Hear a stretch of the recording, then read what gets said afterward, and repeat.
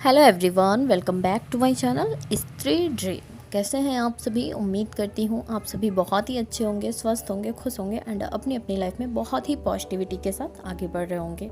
मैं भी ठीक हूँ। माफ़ी चाहती हूँ कि बिना आप लोगों को इन्फॉर्म किए इतने टाइम तक मैं गायब हो गई। आप लोग मेरे से कनेक्टेड हैं, मैं भी आप लोगों से कनेक्टेड हूँ।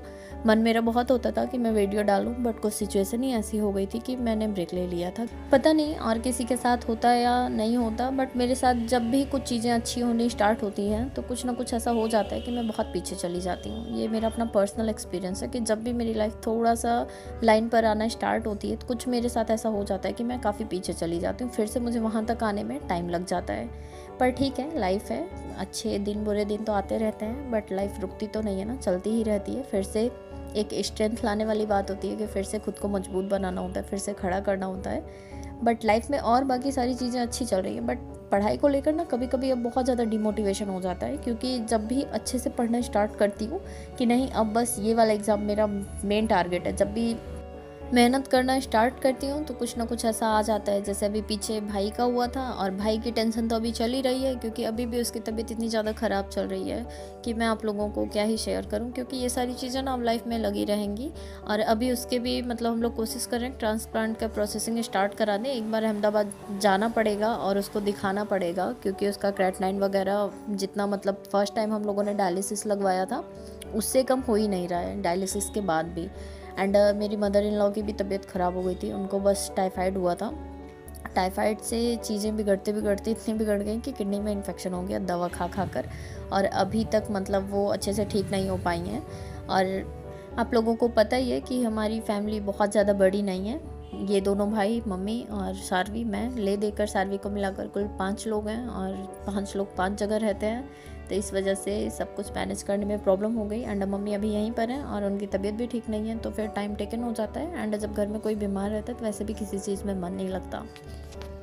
फ़िलहाल अभी मेरी मदर इन लॉ पहले से बेटर है, बट पूरी तरह से अच्छा नहीं फील कर रही हैं। तो अभी सारी चीज़ें थोड़ी थोड़ी बैक टू रूटीन पर आ गई हैं, तो मैंने सोचा अपनी पढ़ाई में मैं फिर से रीस्टार्ट करती हूँ, क्योंकि मैं कितनी सारी बुक्स खरीद कर लाती हूँ, नोट्स बनाती हूँ और इतनी सारी मेहनत करती हूँ। आसान नहीं होता है सारवी के साथ सब कुछ मैनेज करना, बट फिर भी मैं करती हूँ। और फिर जब अचानक से कुछ ऐसी चीज़ें हो जाती हैं फिर से गैप हो जाता है। इस बार तो मैंने अपना पूरा मन बनाया था कि अगर मेरा अब एक दिन का भी गैप हुआ ना तो मैं पढ़ाई छोड़ दूँगी, क्योंकि पढ़ने से ज़्यादा मेहनत लगती है फिर से रीस्टार्ट करने में, क्योंकि वो सारी चीज़ें ना अब माइंड में रहती नहीं हैं, चीज़ें निकल जाती हैं। 10 तरह के स्ट्रेस है लाइफ में, एंड हस्बैंड भी साथ में नहीं रहते, तो और भी चीज़ें मतलब होती हैं। यही लाइफ है, कभी उतार कभी चढ़ाव, ऐसे ही जीवन सबका कट जाता है। फ़िलहाल जब हम पढ़ाई के रूटीन में हैं, बहुत सारे लोग मेरे जैसे होंगे जो मेरे जैसे ही हैंडल करते होंगे, बट फिर भी मुझे लगता है कि कभी कभी मैं सोचती हूँ छोड़ दूँ। अभी मैं रिसेंटली अपने हस्बैंड से बोल रही थी कि अब मेरा मन नहीं लगता, मैं नहीं पढ़ना चाहती अब, क्योंकि बहुत मेहनत से रीस्टार्ट करो और सारी चीज़ें रूटीन से अच्छे से फॉलो अप करो, एंड बीच में अचानक से ऐसा कुछ हो जाता है, फिर ऐसी चीज़ें हो जाती है पूरा एकदम से टूट जाओ।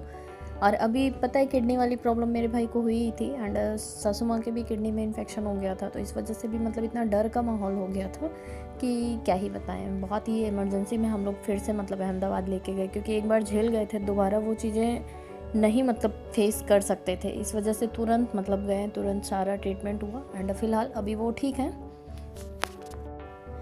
और जब से मैं वापस आई हूँ मेरा बिल्कुल भी जैसे पढ़ाई में मन ही नहीं लग रहा है, बट अभी आज से मैंने फिर से थोड़ा सा रिस्टार्ट करने की कोशिश की, एंड अब मैं अपने आप को समझा रही हूँ।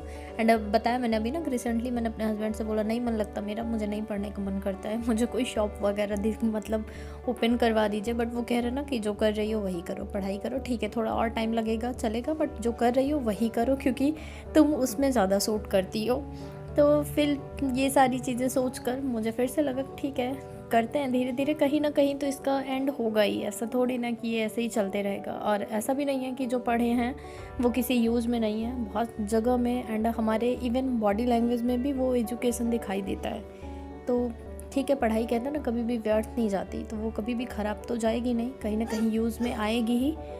तो फिर से आज मैंने थोड़ा सा रीस्टार्ट करने की कोशिश की, और सुबह में मैं नहीं उठ पाई क्योंकि रात में काफ़ी लेट हो जाता है सोने में। तो अभी मैं अपना रूटीन चेंज करूँगी, क्योंकि मम्मी की भी चीज़ें करनी रहती हैं, सारवी की भी चीज़ें होती हैं। तो अभी रात में मतलब जैसे उस रूम में मम्मी लेटी रहती हैं, तो मैं सोचती हूँ मैं जाऊँ 4 बजे उठकर लाइट ऑन करूँ। यहाँ लाइट ऑन करूँगी तो सारवी की नींद डिस्टर्ब होगी, वहाँ लाइट ऑन करूँगी तो मम्मी की नींद डिस्टर्ब होगी।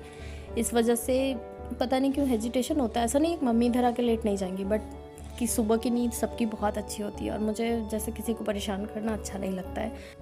और इस रूम में लाइट सुबह सुबह चालू करने का मतलब है कि सारे उठ जाएंगी और इनकी नींद डिस्टर्ब होगी, तो एक डेढ़ घंटे सोएंगे नहीं, एंड फिर 7 बजे मुझे इन्हें जगाना ही रहता है। और जब जगाते स्कूल जाने के लिए तो वैसे भी नहीं उठती हैं, और ऐसे में अगर नींद नहीं कंप्लीट रहेगी तो और भी ज़्यादा मतलब चिड़चिड़ी हो जाएंगी। ऑलरेडी बहुत ज़्यादा वीक हो गई हैं, पीछे खाना पीना इनका भी सही से नहीं हो पाया, बाहर का खाती नहीं है, और जब इधर उधर मुझे इनको लेके जाना होता है तो ये ऐसे ही रह जाती हैं सूखी रोटी खा खा कर, पानी पी कर। तो फ़िलहाल इसीलिए मैं इधर भी नहीं जलाती, और मैं भी सुबह में सो लेती हूँ 6 सवा 6 तक आराम से उठती हूँ। तो सार्वी को स्कूल वगैरह भेजकर, आजकल जैसे ठंड का मौसम स्टार्ट हो रहा है, दिन भी छोटा ही होता है, बहुत जल्दी से टाइम बीत जाता है। पर मैंने सोचा है कि अभी तो मैं मतलब कोई रूटीन या फिर कोई स्ट्रेटजी बनाई नहीं हूँ, बट अभी एक एक टॉपिक मैं अपना जो कॉमर्स का वो कंप्लीट करूँगी, और साथ में कोशिश करूँगी कि जीएस की कम से कम 2 क्लास कंप्लीट करूँ, या फिर ऐसा कर सकती हूँ कि एक टॉपिक मैं कॉमर्स का कंप्लीट करने की कोशिश करूँ 2 दिन के अंदर, उसका रिवीजन भी हो जाए और टॉपिक भी कंप्लीट हो जाए, एंड डेली साथ में एक जीएस की क्लास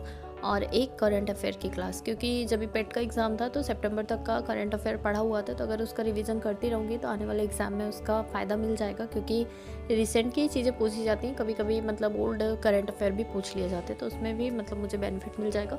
फ़िलहाल टाइम बहुत कम है और पढ़ना बहुत ज़्यादा है, मैं कैसे मैनेज करूँगी मुझे खुद ही नहीं पता। और अब इमरजेंसी, अगर मेडिकल इमरजेंसी आ जाती है तो फिर उसके लिए तो वैसे भी कुछ नहीं किया जा सकता। एंड टाइम के साथ साथ जैसे टाइम बीत रहा है, सार्वी भी बड़ी हो रही है, एंड इनकी चीज़ों पर भी मुझे एक्स्ट्रा फोकस करने की ज़रूरत है, क्योंकि अपने ऊपर ही ध्यान देते देते मुझे ऐसा लगता है कि मैं इनकी बहुत सारी चीज़ें मिस कर देती हूँ।